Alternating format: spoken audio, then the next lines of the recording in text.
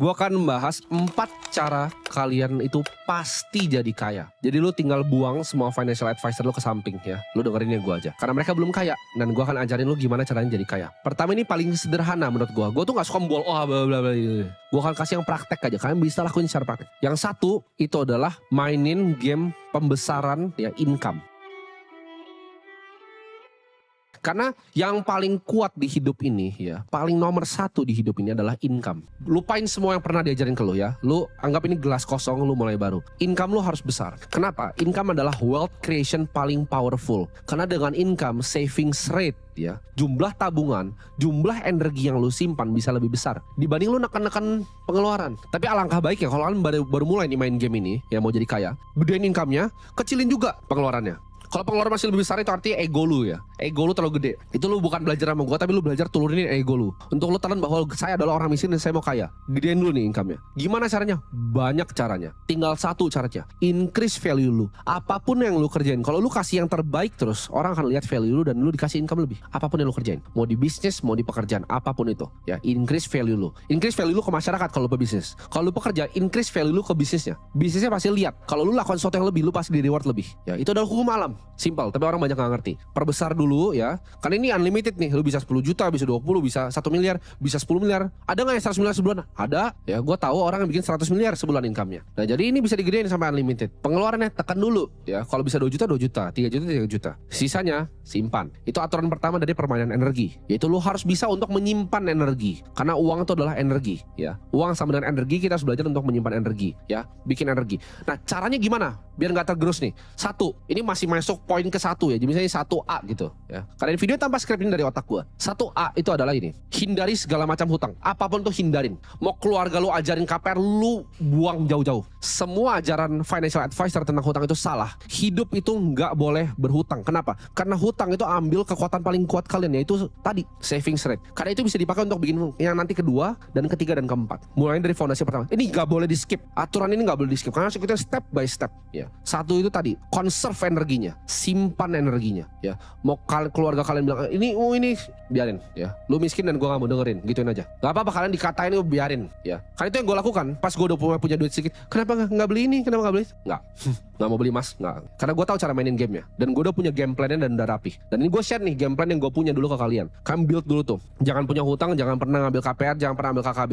Lu belum bisa beli cash, lu nggak mampu artinya. Sesimpel itu. Apakah salah ngekos? Apakah salah kontrak? Enggak ya. Gue bisa bantah semua financial advisor miskin kalian. Gak ada salahnya dengan ngekos, gak ada salahnya dengan nyewa. Kenapa? Karena yield di Indonesia itu kecil banget ya. Jangan samain sama di New York, yieldnya 6,5%. Yield under 5% dari harga total barangnya, itu kalian harus pakai justru ya. Kesempatan untuk sewa. Apakah ini gak dilakukan sama orang kaya? Gue kenal teman gue yang luar biasa kaya. Luar biasa kaya. Dia bahkan udah punya rumah asli di Menteng ya. Rumahnya besar sekali di Menteng. Tapi dia tinggal di mana? Di Bali. Dan apakah dia beli properti di Bali? Tidak. Dia villa hopping, setiap 3 bulan pindah villa. Ya super mahal villanya. Tapi dia pun gak beli villanya. Karena menurut dia bosan. Apakah salah lakukan itu? Enggak ya. Jadi gak ada salahnya dengan ngekos. Lebih baik kalian ngekos, kalian telan ego ya, mau dikatain teman kalian, gak usah, biarin aja. Dibanding kalian udah terlanjur masuk cicilan, kalian masuk ke perangkap hutang yang kalian gak bisa keluar selama 20 tahun. Itu ngegrogotin saving rate ya. Energi lu kasih ke bank, lu lemparin ke bank. 5 tahun pertama lu bayarin cicilan, energi lu hilang. Jangan pernah hilangin energinya. Di conserve. Sewa itu bukan buang-buang duit. Nah, yang pertama itu dulu.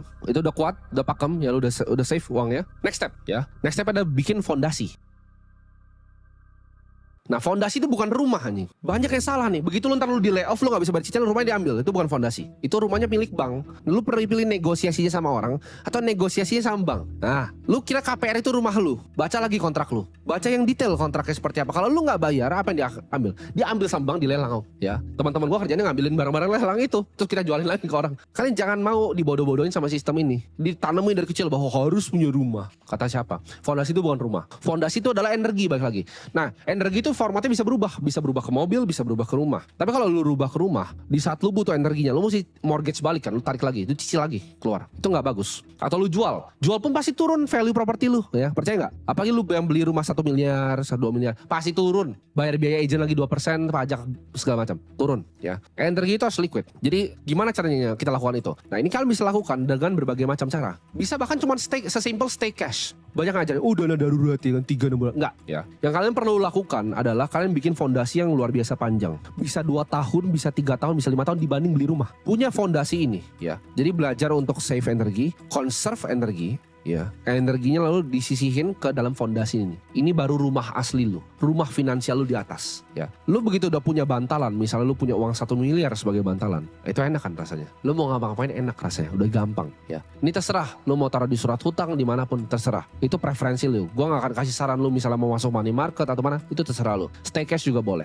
Tapi lu punya fondasi yang luar biasa kuat yang nggak bisa digoyahkan. Lu ibaratnya di PHK pun lu bakal ketawa. Lu bisnis lu bangkrut lu bakal ketawa. Nah, fondasi ini udah punya. Baru ke next step yaitu investasi.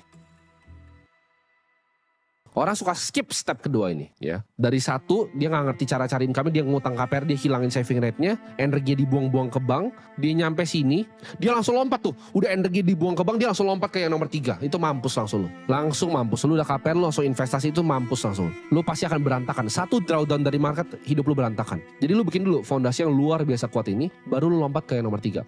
Nah, fondasi ini, berapapun angka yang di kepala kalian, misalkan mikir, kayaknya gua ada 500 juta aman. Enggak, lu aja sama inflasi ya. Jadi yang lu lakukan adalah angka berapapun yang lu mikir tadinya aman, yang luar biasa besar itu di kepala lu, misalnya 5 juta, 1 miliar, 10 miliar, kali 2 angkanya. Baru itu fondasi lu. Next baru investasi. Lu udah belajar nih untuk nyimpan energi untuk diri lu sendiri, baru lu salurkan energinya untuk dapetin energi baru. Jadi investasi adalah bikin energi lu bekerja untuk energi yang lain. Itu menyalurkan. Kalau lu aja sendiri belum punya banyak, gimana caranya lu salurin ya? Makanya financial advisor tuh semuanya miskin, mereka nggak ngerti ini, nggak pernah jadi kaya soalnya ya. Mereka nggak pernah lihat aset ratusan miliar. Cara bikin aset ratusan miliar tuh seperti ini ya. Simpan dulu, conserve, baru kalian salurin. Nah, salurin ini penting banget. Penting banget untuk kalian lakukan apa? Yang namanya fokus. Fokus ke industri yang memang kalian pilih. Maksudnya apa? Sebelum kalian belajar untuk nyalurin, kalian pilih dulu kira-kira yang kalian tuh lebih natural kemana. Misalnya ke saham, ke properti, ke kripto, kemana. Kalau gue pribadi gue pilih kripto. Tapi kalian pilih satu bidang yang kalian akan dalamin seumur hidup kalian. Dan kalian master benar-benar bidangnya. Kalian salurin semuanya di satu bidang. Jadi ini agak sedikit kontroversial dan berbeda dengan yang diajarin financial advisor. Kita nggak perlu diversifikasi. Kenapa? Karena kita menyalurkan energi. Kita cari yang terbaik untuk bikin uang kita double. Karena kita udah punya fondasi tadi di tengah. Ya. Step ketiganya berinvestasi atau menyalurkan energi. Step 4 adalah kita fokus dalam menyalurkan energi. Ya, belajar simpan energi, belajar bikin fondasi kokoh tentang energi, belajar menyalurkan energi, dan belajar gimana cara menyalurkan energinya. Itu 4 step ya, itu udah pasti jadi kaya. Jadi mau yang investasi ini naik turun kiri kanan jungkir balik, kalian nggak peduli. Kalian bisa ambil drawdown 50% karena kalian punya fondasi yang sangat kokoh yang bisa biayain hidup kalian kapanpun. Ini akan otak kalian akan berbeda nanti. Begitu kalian nyalurin jadi gampang. Nah, ini gamenya konglomerat. Mereka selalu punya reserve. Ya, mereka selalu punya reserve. Nah, begitu kalian masuk ke game yang terakhir, nah kalian tinggal pilih. Kalian mau masuk di game yang mana dan fokus, jangan diversifikasi ya. Resiko lu udah di offset sama yang fondasi. Lu nggak perlu diversifikasi di investasi. Selalu konsentrasi, hajar 1 atau 2 aset. Lu lihat nih misalnya lu orang properti. Oke, ini mall ini under value, hantem langsung hajar beli mall gitu ya. Nggak perlu beli rumah-rumah kecil-kecil, kos-kosan banyak, nggak perlu. Itu game orang nggak punya duit. Lu lihat gedung murah, hantem langsung ya. Lu lihat saham nih ya, udah pada kayak supermarket 12 gitu karena mau diversifikasi risiko. Apa yang lu mau diversifikasi, lu nggak pernah bisa miskin, lu udah punya fondasi, nggak perlu nyalurin itu, hajar aja 1. Oke, lu lihat nih potensi misalnya market syariah di Indonesia akan besar gitu, bank syariah nggak ada yang besar di Indonesia, hajar langsung tembak 1 gitu. Oh, kripto nih, daripada gue pusing-pusing cari-cari, ada bitcoin 1 yang naiknya ke mulai hajar 1 gitu. Itu baru ntar eksponensial duit kalian. Fondasi tetap aman, lu makan dari bunga setiap bulan, lalu ini terbang, udah itu lu jadi triliuner, jadi kaya ratusan miliar, triliuner, jaminan itu. Simpel kan stepnya, nggak perlu ribet-ribet. 1 itu adalah conserve energi, 2 build fondasi energi, 3 belajar salurin energi, 4 fokus dalam salurin energi.